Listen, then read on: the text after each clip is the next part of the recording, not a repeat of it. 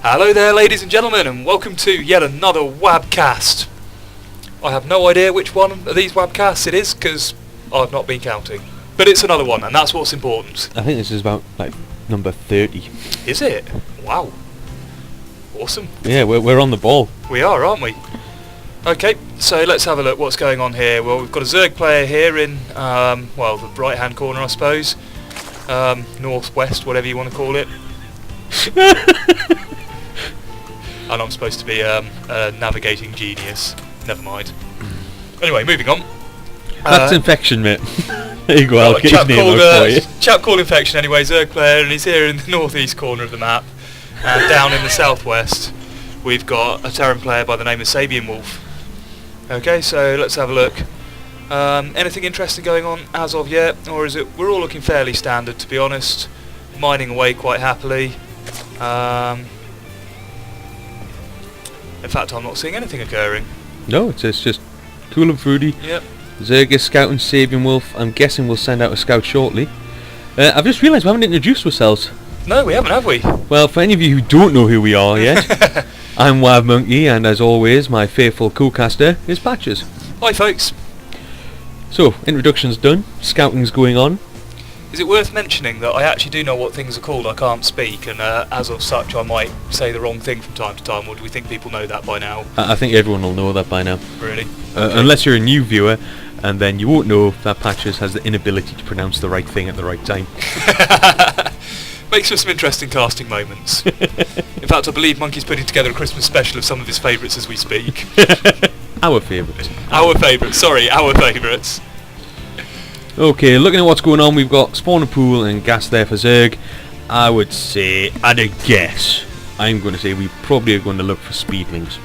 That would be my thought. Fairly solid standard Zerg opening, isn't it? Fast expanded there. Nice. So that's what we like to see. It was obviously it's pull first, then hatch, but it's still a fast expand, so that's quite what we want to see.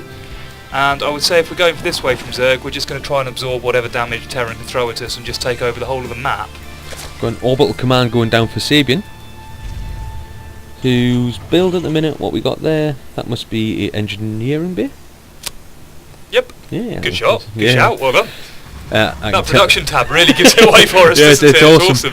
What we got at the front, we've got a couple of barracks. So it all looks pretty standard and easy going for me.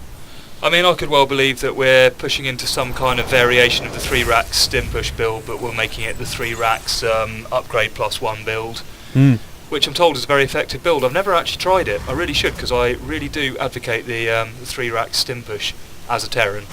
I really think it's an awesome build. Yeah. Hard to transition out of from anything but a bio play, to be honest, but not by no means impossible. What I do like with what Infection has done with that one overlord that was scouting is he's just left him up at the top of the map there. Another shout out to Mr. Fox, who I've seen do this as well, and place the overlords on the direct line where most people tend to send all their dropships. You know, everyone tends to send them right along the edge of the map. So, good shout on that. Plus, he also has sight of both gem patches there. Which is awesome, because he now knows exactly if SabianWolf here is going to try and expo onto them.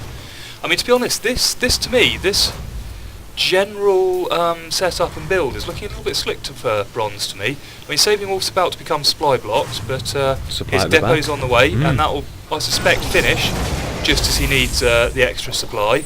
Good muling. This build's looking pretty sweet to me. Just out of interest, what's the energy on the command center? I'll tell with doing that lot. That's slick. I like it. Zerg's going for the speedling upgrade now. I'm guessing that Queen's just popped out there. Got injects on the way. Wow, this is pretty. This is a pretty slick Zerg build as well. Again, we're not having any particular reason for the monkey to rage about his gas. These are not being overpopulated. No. So that's a bonus. Queen energy low. Queen energy low. Wow, this is very slick. I'm liking this. Just down at the bottom at the. Oh. That's not what I was talking about, but that's fine. I was just saying with Infection's Expo there, so when we were at Barcraft, we saw a lot happening was the 2 spiners getting built, and then possibly putting down a macro hatch or Evo chamber roach warren, possibly, just to make a very tiny one square choke point. No, I was enjoying that. And I do believe it was a Zerg player that won that, the MLG at the Barcraft we went to. Go Leenock.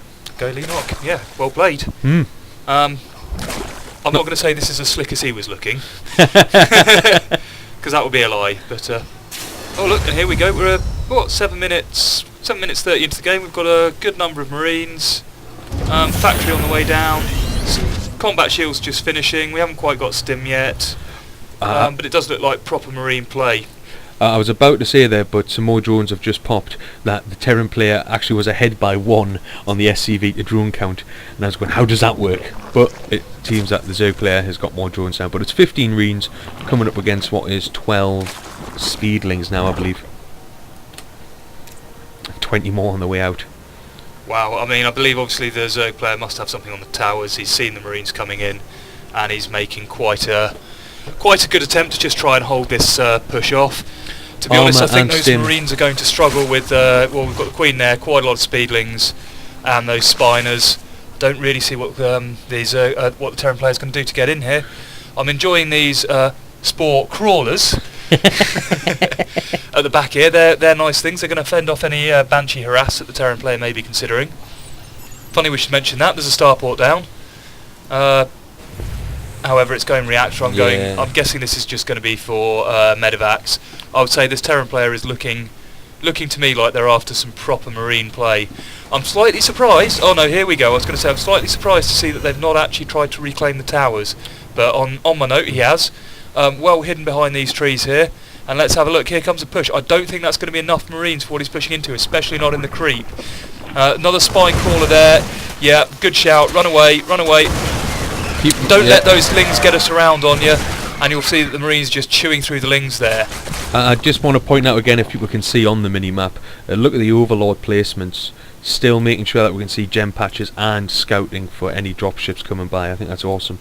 This is brilliant. I think I'm actually almost tempted to look at the APM because everything seems to be happening on this game. Okay, look, we've got a guy there that's just hit 180 on the APM.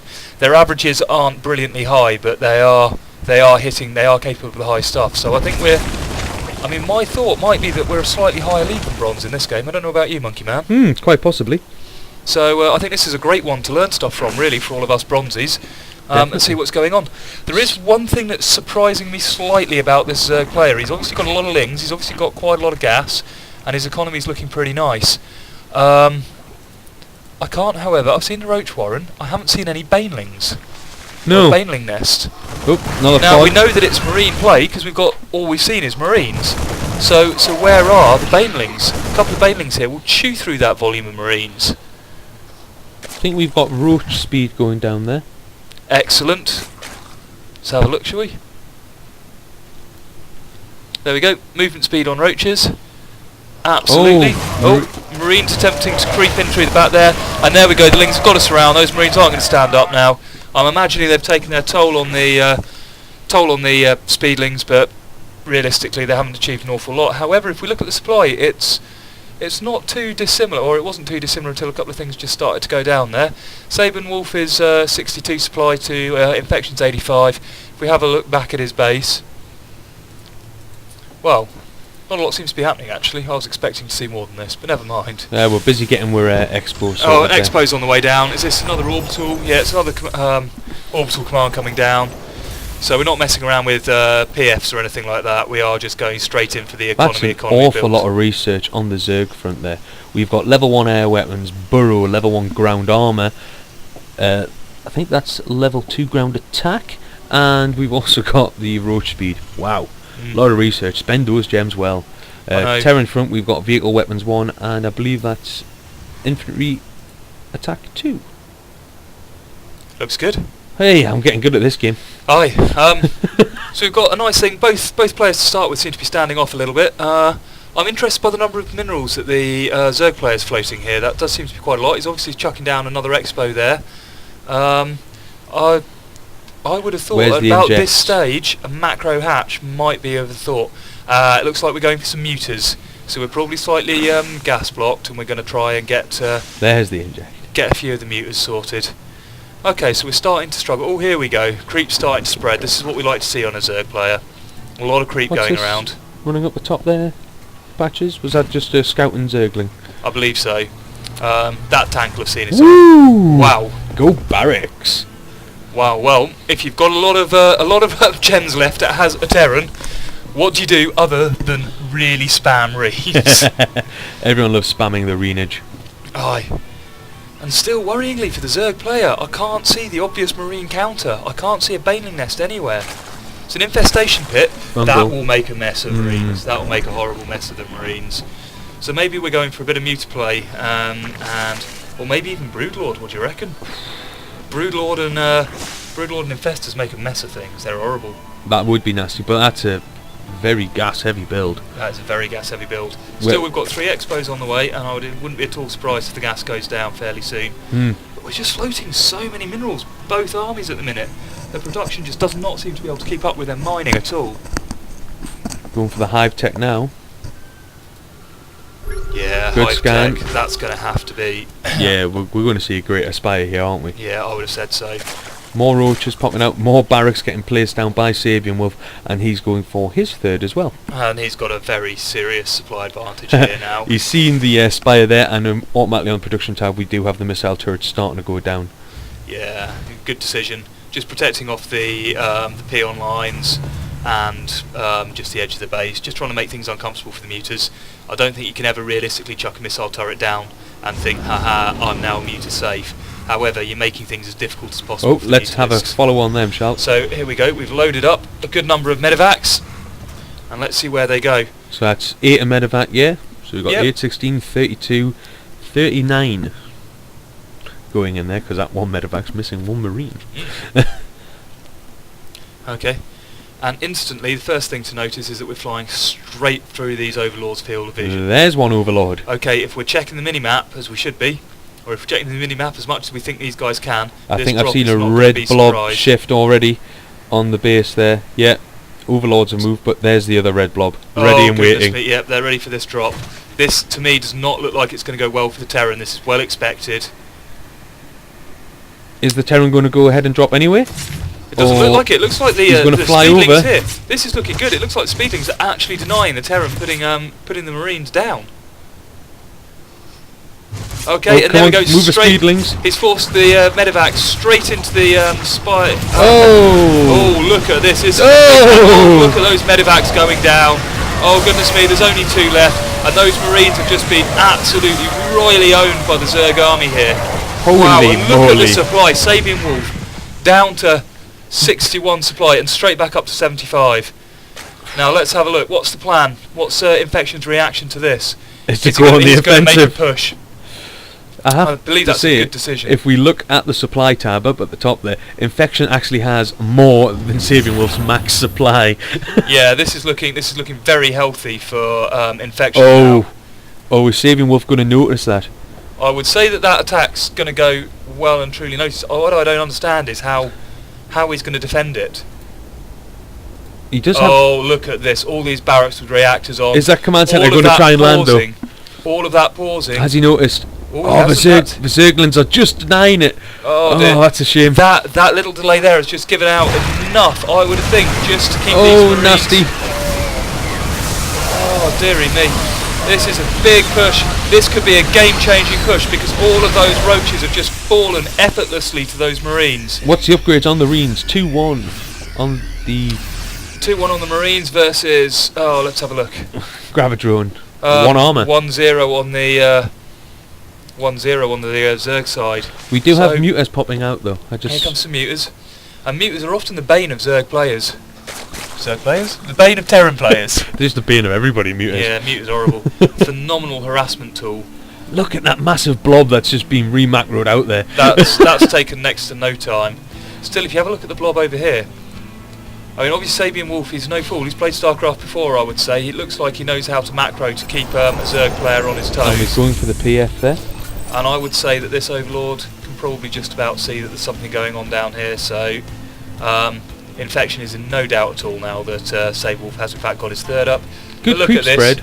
Infection's already got his 4th up and is busy saturating that as we speak. And if we look at the units tab quick, what is it? We're looking at 54 drones versus 43 SCVs. I was expecting to see a bigger drone advantage, to be honest. 52 Marines now on the field versus 16 mutas. Wow. And 14 four road lings. and 14 roach. I just don't know that that's the right combination to take on that number of Marines. To be honest, I think we need to see some infestors on the field. Definitely. And I really think we need. I mean, I would have Had banelings out. Yeah. I mean, we must have scouted the edge of these racks and seen how quickly that all and macroed a up. Thor. And a Thor. That's there just, I would say, to make any mutas that think they're going to play pause. I can't think of any other... What's that blob that's moving across the middle of the map there? Oh, there's the mutas. That's a lot of mutas. This is going to be large harassment. This is a big push. Well, I'll say big push. This is a large commitment into this harassment from infection. He's going to hope to do a lot of damage here, I would have thought. It has 2 upgrades on the attack as well, so these mutas should cause issues. In they go. Straight onto the P online. And look at this. Focusing down the missile turrets. Missile turret's going to fall. First missile turret's down. Second missile turret's down. And look at this. This P online is going to be cleaned out. However, unfortunately, this harassment has come far too late because the base is already mined out. And I think he's possibly only killed 3 or 4 SCVs there. That's just not enough damage for how much this is Income the Marines! And income the Marines. This is a lot of Marines. Those mutants are going to have to flying through the missile turrets. Shredded by the missile turrets. Wow. Well, for those that say mutas are overpowered and undefensible by Terran, just check that out. Absolutely shredded. 16 mutas, no problem there. I believe that's what you call defended. Yeah. What I am surprised... Well, actually, I'm not surprised. I'm lying. I was going to say I would have thought we might have had Blue Flame out at one point, but we haven't. We've got tanks and Marines instead. So I said Blue Flame would be quite good fun, especially with all those lings running around. Yeah, Blue Flame is an implication of quite a commitment towards a mech style build, and I just think you probably can't support the amount of Blue Flame that you need if you're going bio. To be honest, it's a fairly gem-heavy investment. Although those, I know there's a lot of Zerg upset about the OP-ness of the Blue Flame Helions, but the simple fact is the only unit that that Zerg spit out that they hard counter is the Ling, really. Yeah. They are quite useful for clearing up Broodlords, Broodlings, but to be honest, have you ever tried to counter Broodlords with Blue Flame Hellion? I have.